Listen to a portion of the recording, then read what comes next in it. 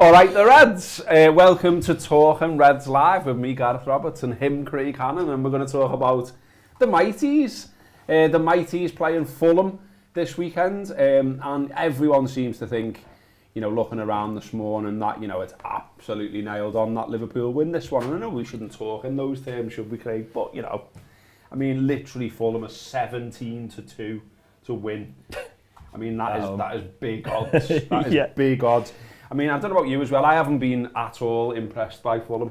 I think it's fair to say. They just look. I know they got a decent result recently against Leicester. They beat West Brom, but by and large, it's been pretty poor from them.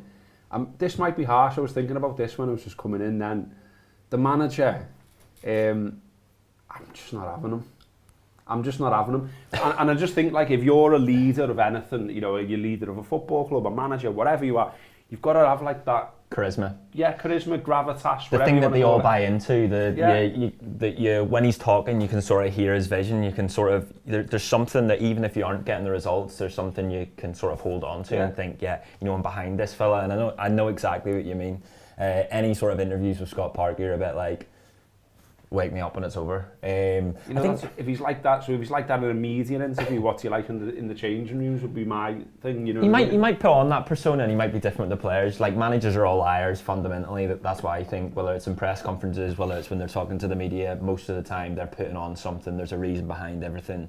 And quite often they lie just to the media. But I know exactly what you mean about Scott Parker. Fulham feels like the gimme, doesn't it? And it has done since the start of the season.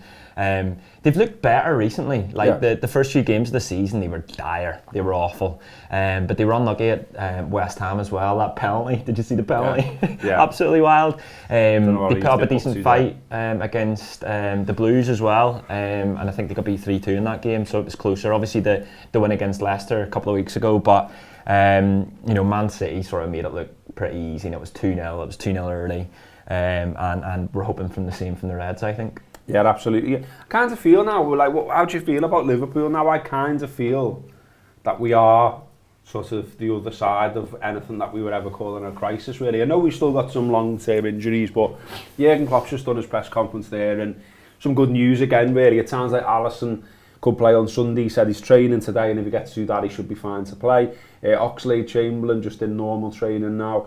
A couple of knocks, Jota and Tsimikas, but they didn't sound too serious. And I don't know, I just think we're playing, the Wolves game was really good performance. We look like a form side now.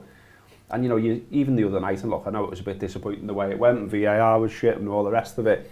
But even Midtjylland, it was like, how good is Fabinho at centre half? Well, that's what I was going to say. Really, is that it feels like we are sort of coming to the not the end of the injury crisis, because there's big injuries that are over a season-long period, not just a couple of months or a few weeks. But I think what you said there about getting towards the end of the crisis, I think if someone like Fabinho gets injured tomorrow and it's long-term, then I'm shitting myself. Oh yeah, you're soon back down. Obviously Alisson coming back, and that's a massive presence in there. You feel like, as long as you've got one off Fabinho and Matip, and you've got Alisson in behind, then you trust them to get the results even throughout the hardest of fixtures. But I still worry, just because of the manner of the season and the way that these clubs and players are picking up injuries.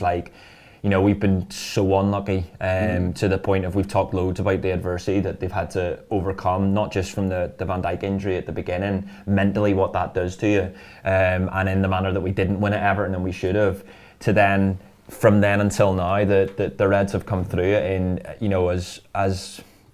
the best shape you could have hoped for, really, and that shows the mentality. That shows that, me and you love talking about culture, but that shows the culture throughout the whole team. Yeah. That you can take someone as highly regarded and as good as Van Dijk, and slot someone in there like Fabinho, who that's not his natural position, and suddenly he looks as good. And even with the young players as well, like some of the young players the other night when they played, I was dead impressed by Clarkson, and it's particularly the first half. And he's tiny, but he did brilliantly. You can see he sort of plays in the same style that any of the sort of senior professionals that goes in there. One comes out, the other slots in, and immediately they know what it's all about. They know how to sort of act. They know how to enact Jurgen Klopp's plan and strategy, and I think that's a massive thing for us having come out of this. That that's a huge positive that we come out of this, as you say, having we're are we second or joint top? We've come through second on goal difference. Yeah, exactly. Spurs, and we'll sort that out next Wednesday. But we should be positive. Yeah, I think good shout on the culture thing. We do always bang on about it, but rightly so, because I just think when people are coming into the team, like you say, they're coming in looking relaxed, they're playing the game. He's talked again today about Curtis Jones there, and he actually says, he's given him a lot of praise, and he twisted the question a little bit today, and he said a lot of the credit for his development should go to the leadership of the senior players, and I think there's definitely something in that, because all these, even like Nat Phillips and things like that, when they come in, we're watching it sort of conditioned by what we've seen in the past when a reserve team player comes in, and there's been times where they've come in and they've looked shit, and they've come in and they've looked way off, and it's no coincidence that all of these players come in and feel enabled to perform at a different at a different level and do it pretty competently. I mean, look, I thought Billy the kid struggled a little bit the other night, but he's 18 years old, and it's a first step for him. But in general, the development of the players that come through and, as I say, perform, that is down to that culture he's created, because, you think about the nerves of some of the players you used to see when they went out. I mean, I think the prime example still for me is Stuart Downing. Like, there's something, you don't play football as long as he has, and at the level he has, for him to have nothing. He just didn't show it enough at Liverpool. And he was an experienced footballer when he came in as well. He wasn't a young player at that time. Disappeared into his shell though. Yeah. He didn't enjoy playing for Liverpool. Yeah, and I think you're spot on there. Like, you hear them talk about the leadership team, which is not just Jordan Henderson as the captain, it's Van Dijk, it's Milner, it is Gini Wijnaldum. And the thing I always think back to is last season in the FA Cup, where they say about Milner, the Shrewsbury game, wasn't it, where Milner stayed behind, he trained with them, then he went to see them in the dressing room, he was like helping them throughout all of this, and that's a leader, and you need those within the side. Klopp's talked about that in the past, that it's not just himself that's, although he's like the politician like figure at the forefront of all of this, and it's his vision and his sort of strategy, but he needs all of these players, the coaching staff to be able to make it all happen. And you mentioned the young players there, the amount of young players that are coming through at the moment that have such potential. And then you think back to, it feels like the gap between when Gerrard broke through and, say, Raheem Sterling, there was next to nothing. There was nothing to get excited about when it came through the academy. And now you've got a Trent, you've got Curtis Jones, who just over the past 2 months has just shown such maturity in the way that he's grown and developed, that now I have no idea where his potential, his ceiling is. Yeah. It could be anything. It could be anything he wants it to be, because he's got all of the tools. It's just about sort of how he makes it happen to Jurgen Klopp. But that's massively positive, and it's also the best time to come through as a young player as well, because not only are they getting chances, they're getting chances in the Champions League. Like, Reece Williams played in 4 games in the group stages. Yeah. Imagine telling him at the start of the season he would have done that and come out with, was it 3 clean sheets? So these are young players that are slotting into a really successful, brilliant Liverpool side, in the way that we watched young players at Man United for years just be dropped in and they'd be fine, and then they developed, and then suddenly they were a first teamer for it, and we're now sort of seeing that at Liverpool. Yeah, absolutely, and we've got the FA Cup in January as well, so some of these kids will get a go there, you would have thought. We are live today, so we are getting comments in on the various platforms that we're on. I was just laughing there because Sam, who you can't see, who's off screen, has very kindly organised some festivities behind us. And someone said it's a relegation level Christmas tree. That's harsh. That's really harsh, mate. Do you know what I mean? I mean, come on, he's made an effort there. Cuban special, that lad. Do you know, he's gone out and he's decorated it, and he's cut it down from the fucking forest himself. Been to Norway. Yeah. I'm not sure about the tinsel. Like, I know it's red. I know what he's trying to achieve with it, but it's all red and white. I know it's red and white. It's just a bit shite. He promised Kev Walsh is going to dress up as Santa. I don't know if that's an actual plan or not, but I want it to happen. Imagine Kev Walsh as Santa. Yeah, I mean, if you want that, do contact the Anfield Rap, and if enough of you get in touch, we I'll can. Sit in his knee. We'll, you know what I mean? Hello. Bit of mistletoe. I mean, there's some stuff here as well. Oh, look, Sam, don't look at the comments, lad. You'll be breaking out into tears here. So, I mean, Matt's come back with at least constructive criticism and said, you know, mix in some lights. Come on now. Oh, yeah, that's what's missing. That's nice of him. Dull. But then Thomas has come in and said, sad tree. Martin O'Neill, I am it. Oh, yeah. He's come in and said, looks like it's been melted.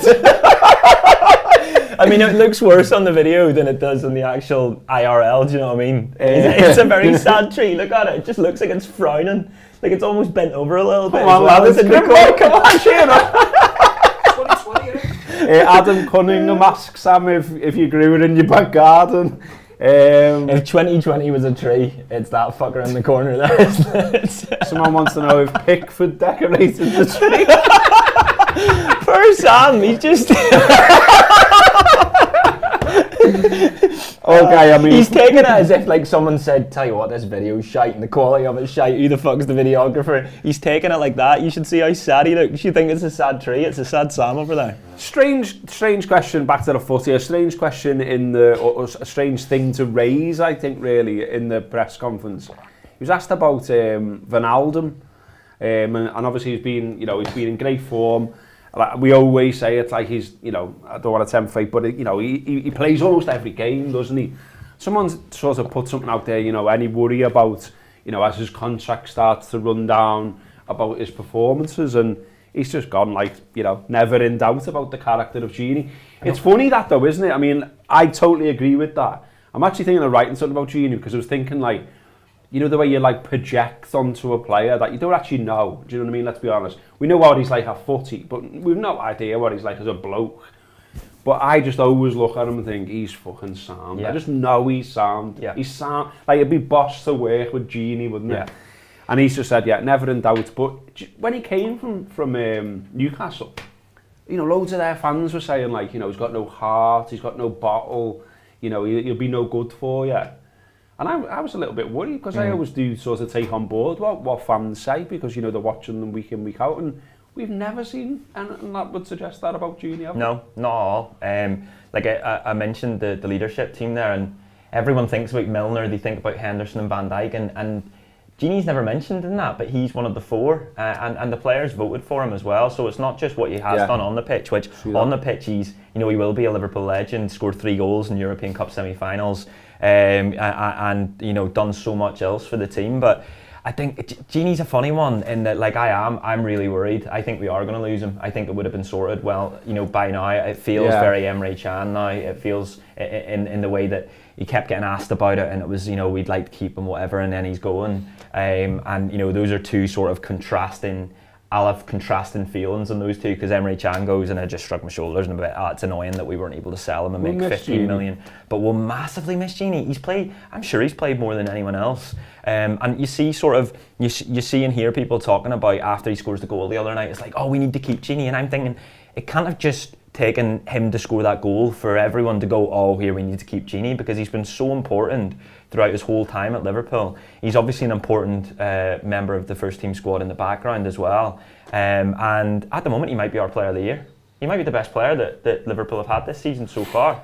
I mean, he's consistent, isn't he? He's every time... Consistent always makes it sound as if it's like, he's 7 out of 10 every week. He's not that. He's like 8.5 out of 10 every week at the moment. And it's also as well, like there was a big piece on The Athletic, wasn't it, about sort of, how they determine how many minutes a player can play and all that, and they put them into zones like red, amber, green and all that.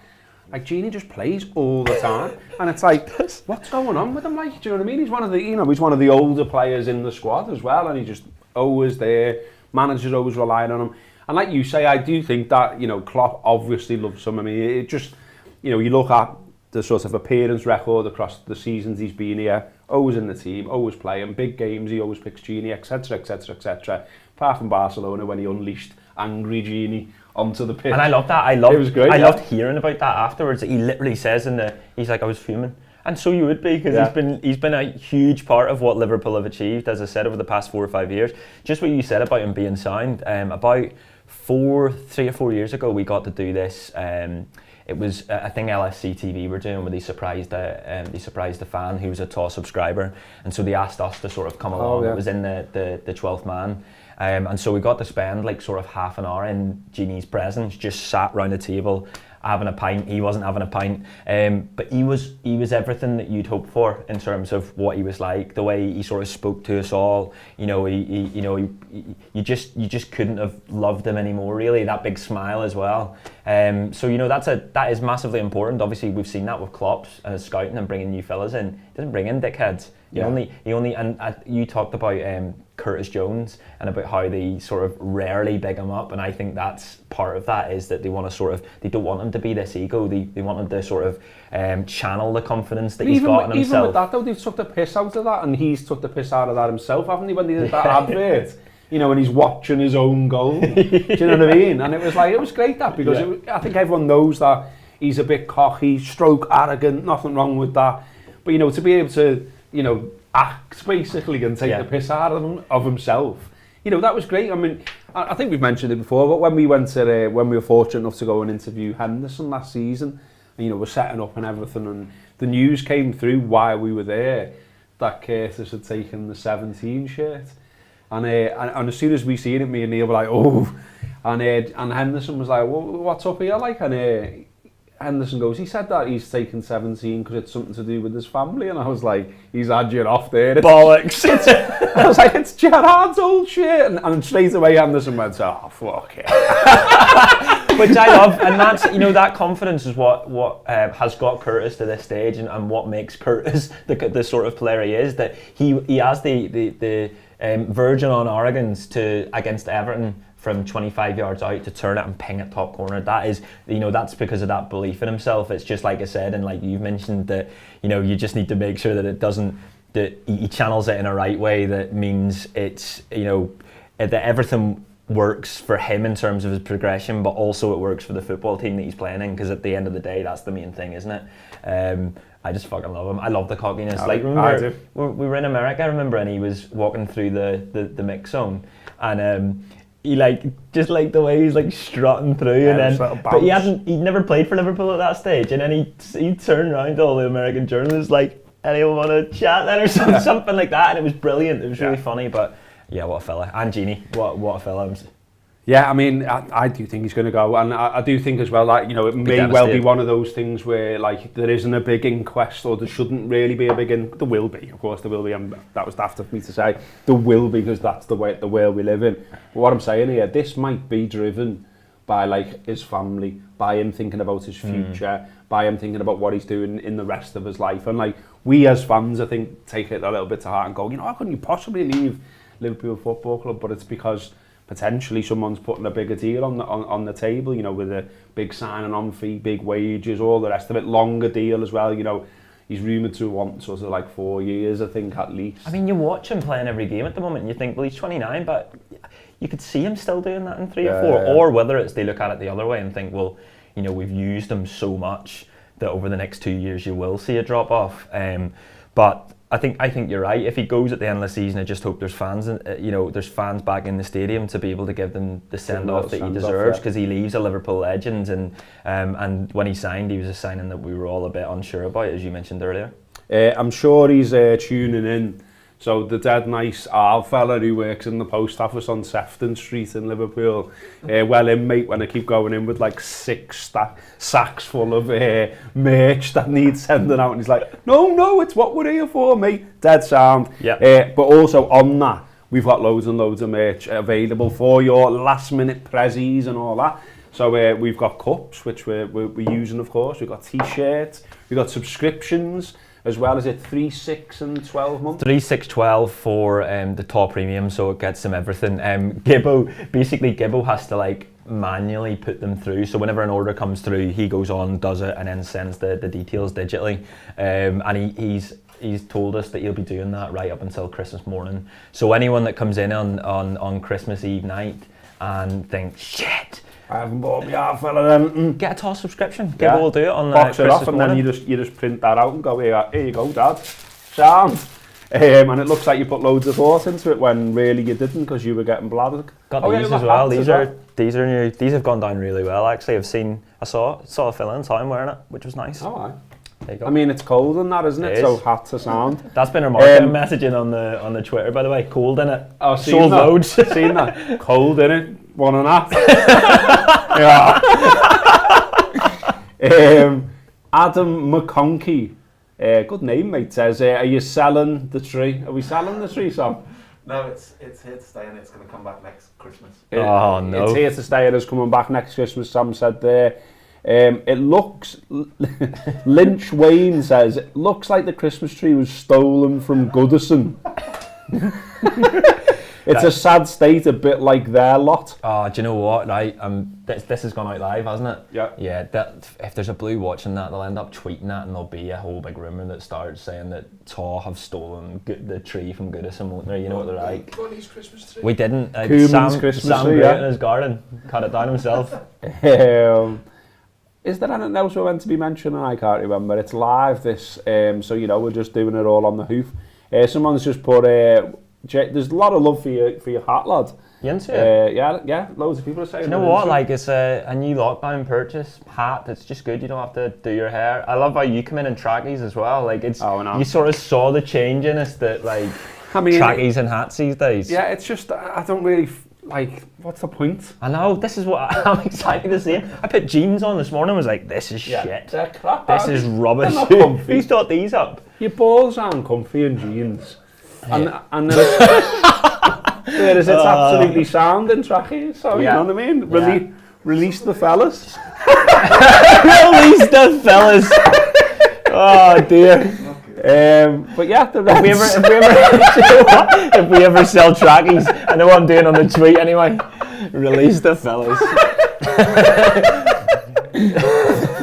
I don't know where we go from that. I reckon maybe we leave it. So yeah, Liverpool. I'm having a good time. Well, Playing Fulham. We'll carry on. Yeah, we're playing Fulham. So Fulham's recent results. How about that? Yeah, we'll give you a bit of that. We'll do a bit of a preview. So Fulham's recent results, as Craig mentioned before, last game they were beaten 2-0 by Manchester City, but City very much took their foot off the gas once it was won, really, and just sort of saw the game out.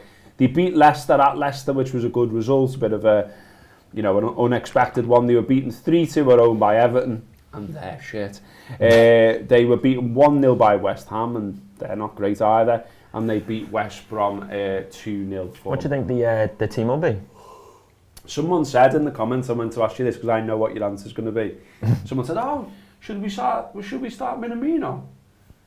No. No, I'm not being harsh. It's just he hasn't shown enough yet, and I just don't see him being thrown in. I mean, Jurgen Klopp loves to do a bit of a mad shout every now and then, but I just don't think he'll go that mad. What was the game where he changed most of the team and Minamino was still on the bench? I think that's told its own story, really. But no, I definitely wouldn't have him in. He needs to show more, doesn't he? You just keep getting. I think Ben Jono put something good in his write-up the other night where he said you can sort of see what he could do, but he never quite pulls it off. Just not quite there. Yeah. I'm gutted for him that he doesn't get the winner in the game, because that would have been a massive boost. And nothing wrong with it. Yeah, and I think he just sort of needs.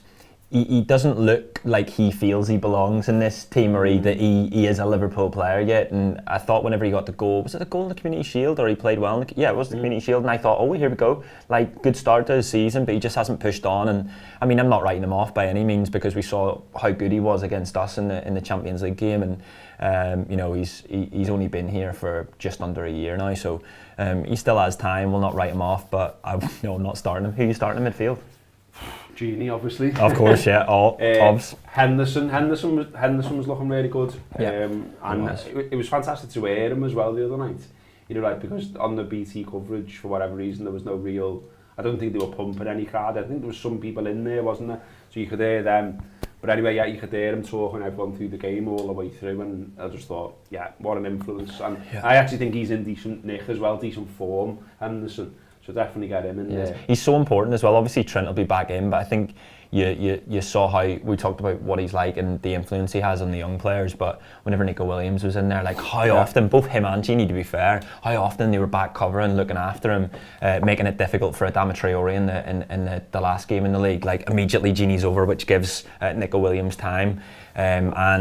But yeah, you know what I want to say about Trent wearing the captain's armband tonight? The other night, it was unbelievable. Like just watching him and seeing a little glimpse of what our future is going to be, because that's obviously he wouldn't have done that if that's not going to be the case. And Curtis has captained them as well, so we've had 2 Scouse captains in recent times. Long may it continue. There's a boss stat here that I wanted to get in, because I feel like, I don't know if you've being exposed to it as much, but I reckon Andy would agree with me, he's just in the background there, but there used to be a time where we seem to have trouble with shit teams, do you know what I mean? Like promoted teams and things like that, just getting like spawny shit wins against, Everton we couldn't deal with them, but you know what I mean though? And I just spotted this stat and I thought, that's interesting. Liverpool have won their last 18 Premier League matches against newly promoted teams in top flight. In top flight history, only Chelsea, 27 between 2002 and 2006, have had a longer winning run. So that to me it just shows me that we've found a way where we're just batting aside teams that we should beat. And there's loads of talk. Even in Klopp's reign, early days of that, it was like, I can see that we've got a good side, I can see what we're capable of, but we don't always just fucking win. Yeah. And now we just fucking win. Yeah, that's the best thing about this Liverpool side. You can depend on them in these games, that even games that are potential banana skins or teams that have come up. You know, I look at the Leeds game, very first game of the season, that could have been a banana skin, but they find a way to win. Watford away when Bogdan was in goal. 3-0 or whatever. There was the one away at Southampton as well. There was, it was, you basically didn't have the trust which you have in this football team. I fully trust everything that this football team do. I fully trust them to get the win. I think Fulham's usually quite a nice place to go. Like I was at Fulham away last two seasons ago when they were last up, and it's just got nothing about it. So I'm not sure if they're able to have some fans in for this game, are they? Yeah, London, that's here too. So they would be, yeah. But even still, it's a lovely stadium by the river, and it just doesn't feel frightening, and Fulham don't really feel as if they've got anything in them to, hopefully not famous last words, but you know what I mean. We trust Liverpool to beat this side and to sort of do it quite simply and easily. Yeah, Scott Parker's lost 15 of his last 21 Premier League games as a manager, the second highest ratio of any manager with 20 plus games. Jurgen Klopp's last 15 Premier League defeats in charge of Liverpool have been spread over a period of 161 matches. So we've consistently been pretty boss. Hope you thought this live Talking Reds was pretty boss. It's been a bit mad. There's been loads of Crimbo tree chat. I think Sam's going to go home and have a big cry after that. He looks disheartened, just sat in the corner. He looks a bit down, doesn't he? He does. What Andrew P just randomly asks there, what's your favourite Christmas song? Ooh, I like Step Into Christmas by Elton John, but we can't mention Elton John on these podcasts, can we? It's fine if you're saying nice things. Yeah, so you say they've done a good song. The Pogues is great, isn't it? My favourite one is that Christmas rapping one, the bah humbug and the no.